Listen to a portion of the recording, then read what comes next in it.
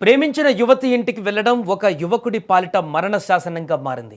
కుమార్తెతో సన్నిహితంగా ఉండడం చూసిన తల్లిదండ్రులు ఆవేశంలో కళ్ళుగప్పి విచక్షణ కోల్పోయారు.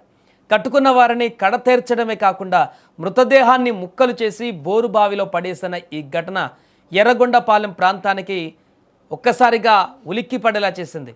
అదృశ్యం కేసుగా మొదలైన ఈ వ్యవహారం చివరకు అత్యంత దారుణమైన హత్యగా తేలడంతో స్థానికులు షాక్ గురయ్యారు.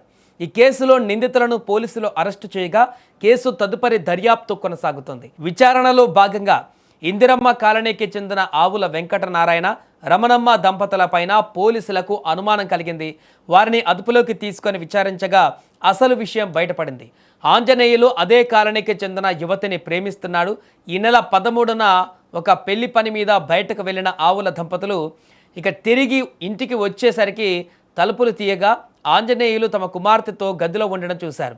క్షణికావేశంలో రగిలిపోయిన రమణమ్మ చేతికి అందినటువంటి అట్లపెనంతో ఆంజనేయులు తలపైన బలంగా కొట్టింది. ఆ దెబ్బకు అతను కింద పడినా తిరిగి తేరుకొని వారిని ప్రతిఘటించే ప్రయత్నం చేశాడు. దీంతో వెంకటనారాయణ తన భార్యతో కలిసి అదే అట్లపెనంతో మరియు మరికొన్ని ఆయుధాలతో దాడి చేసి ఆంజనేయులను దారుణంగా హత్య చేశారు.